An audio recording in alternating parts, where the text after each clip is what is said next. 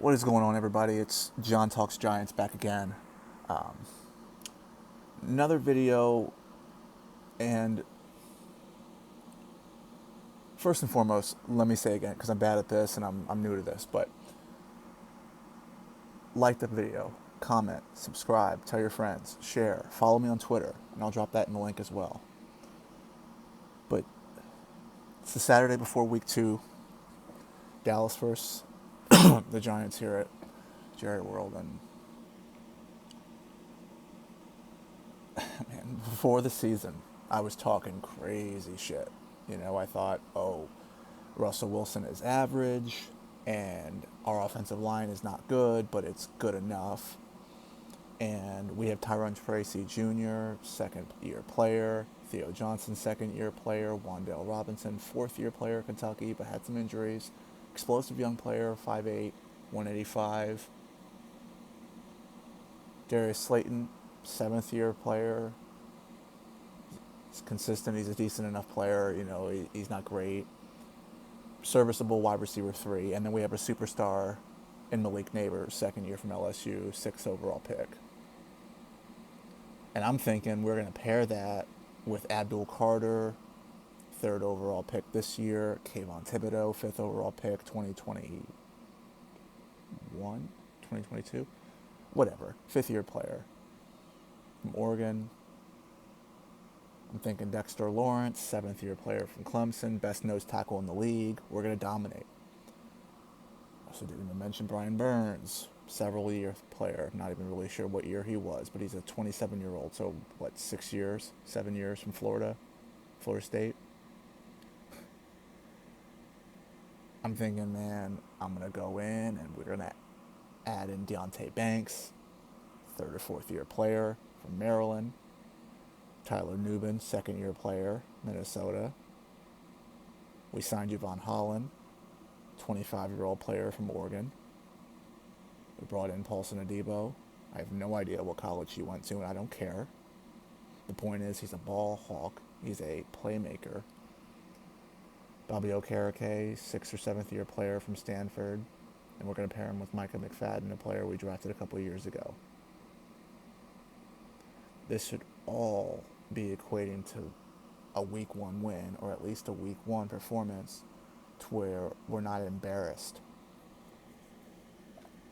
And what did we get? We got play action calls on the goal line to our 5th round tackle. We got Russell Wilson stepping up in the pocket right into a right guard when the players are wide open.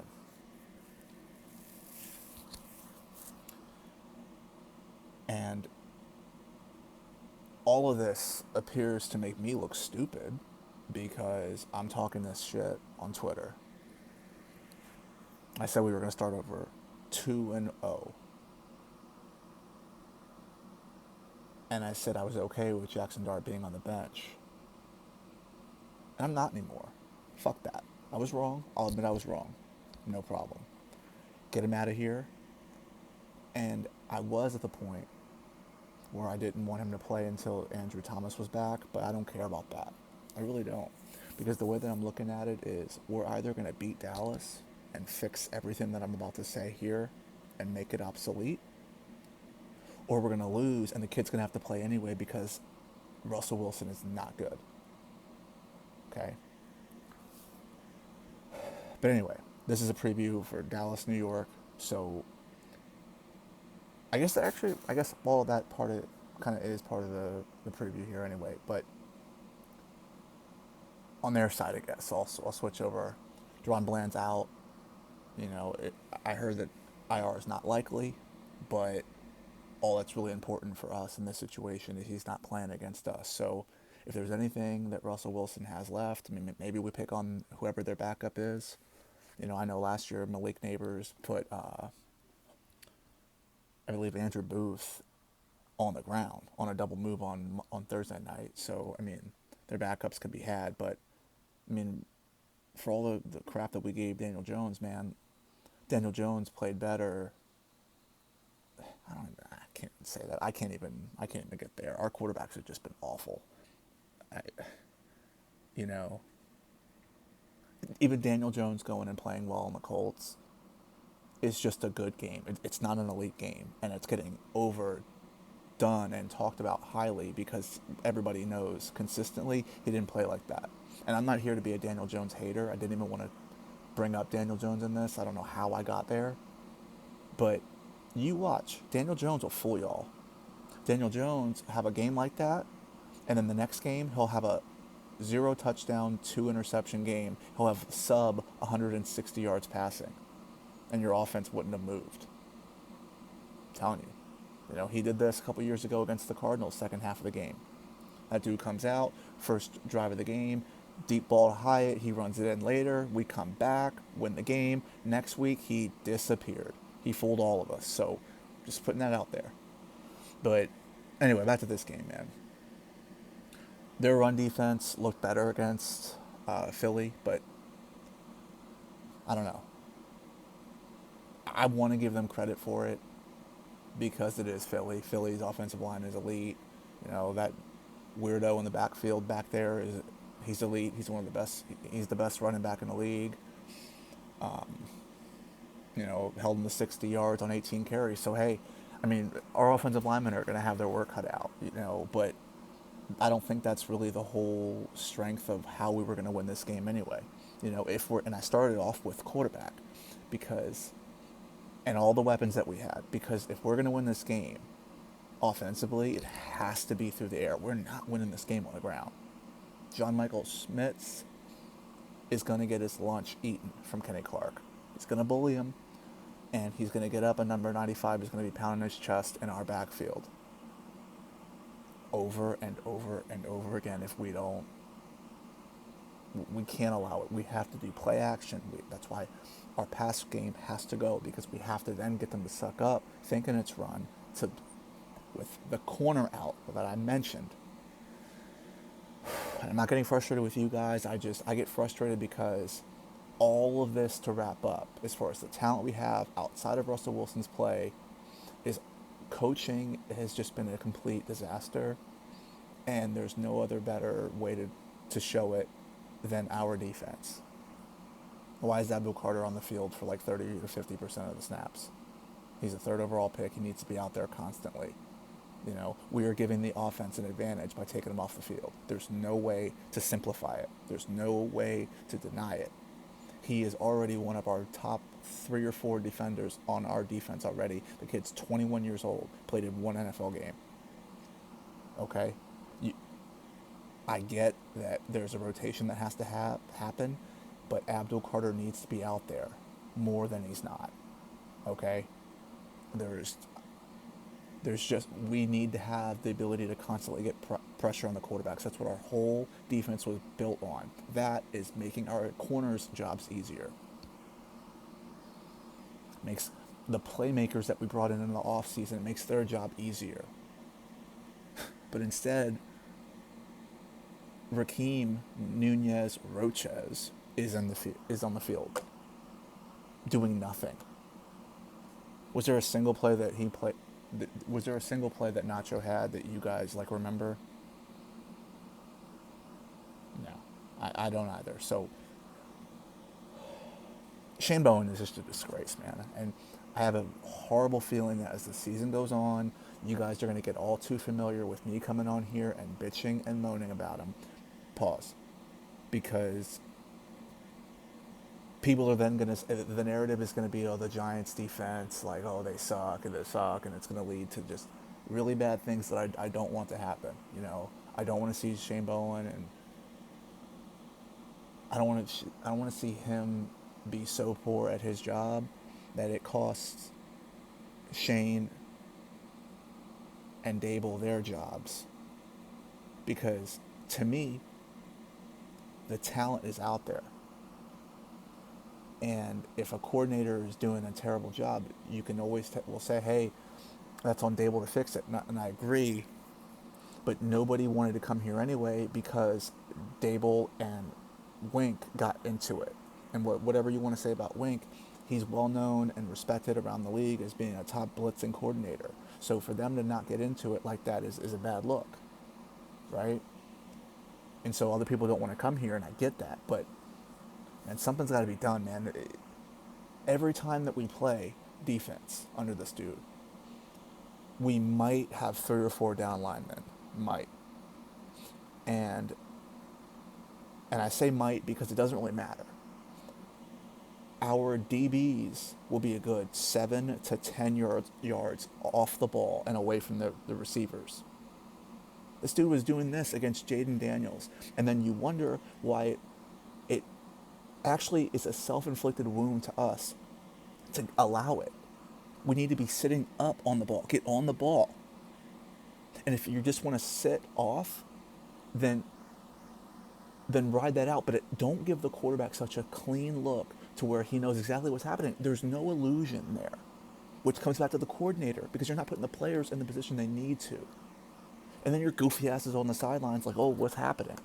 You're a disgrace, and I can't wait for you to be fired. But I just don't want it to be at the behest of the rest of the team that's on defense, because we have a really talented young core.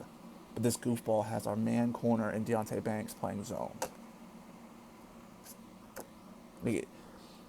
Anyway, Dak Prescott pretty much owns us. And for me to stress defense is to stress that without what I just said, without Shane Bowen putting these pieces, these players in a position to get after Dak, we have no chance tomorrow. None. Because our corners aren't good enough if playing 7-8 yards off the ball to account for the fact that our pass rush is getting nuked. It'll be Dink and Dak all day long. CeeDee Lamb, he'll have about, probably a good 11 for 180 and 2 touchdowns with that defensive strategy that Bowen's going to employ. It won't matter, And then we'll get a nice, healthy, dose of that goofball at tight end Ferguson. And I call him a goofball out of respect because every year he's eating our lunch. And I got to sit here and just act like it doesn't piss me off,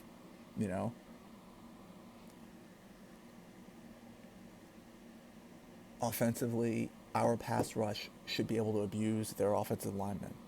If our corner play is allowed to just sit under, press up, and let our pass rush do their job, because Dak can scramble, but he's not Jaden Daniels, and he's not even Dak from 10 years ago, okay?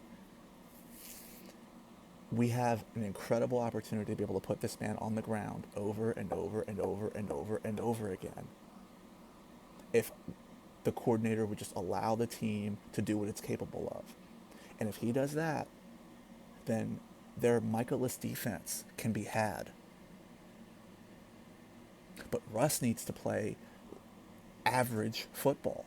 And if he doesn't, if this is one of these things where we didn't score a touchdown in the first quarter, for me, it would end for me. But to me, they would have to see it as if we go the whole first half with no touchdowns. There's no way we can put this dude back on the field. There's none. None. There's nothing to gain at that point. You've shown 6 straight quarters of inept football. Inept. You're holding the ball too long, but you got all these weirdos trying to defend the offensive line as the reason why. Newsflash. If you can hold the ball and pat the ball without the play being over, the offensive line did a good enough job for you to have that time to do it. But you didn't take advantage of the shots downfield. You didn't put your players in an advantageous situation to make plays on the ball. And it's your fault because you are a Super Bowl MVP, 13-year vet. You're 37 years old. I expect a veteran quarterback to know what's happening, not playing scared. And with all that being said, I don't trust Russell Wilson at this point. I think he's scared. I think our offense is going to look inept again. And then I think we're going to have to put Jackson Dart in, and it will be electric. I think he'll be dropping bombs. I think our offensive line, I think our whole team will rally around him. I think the kid is a superstar in the making. And I think when we see that, we're going to be really frustrated that we didn't just do this initially, all because we gave Russ a handshake agreement that you're going to start. Russ is the 3rd best quarterback on our team right now. And this is not somebody who only saw Russ towards the end. I loved Russ in Seattle. Loved cheering for him. But this Russ is not good. Not at all. And we just need to move on. With all that being said, I have us. I'm going to say, because I think we're probably going to end up having to bench Russ at halftime, I'm going to say that we're going to lose because we kind of waste that. No, scratch that. I'm going to say we're going to bench Russ at halftime. Jackson Dart's going to come in. I think he's going to electrify. I think our defense did a good enough job on the Cowboys offense to keep it close in the first half. They did the same thing with Washington, so I'm going to give them that respect. Even with Bowen's dumbass ideas, they did do that. I'm going to say he comes in to the second half and the score will be 14-7. Even if it's 14-0. 14-0. Jackson comes in, we score a touchdown, 14-7. I think the rest of the game, the final score will be 24-20. And I think we win. God, we need that win. God, we need that win. Let's go Giants. Like, comment, subscribe, share, tell your friends. I'm out.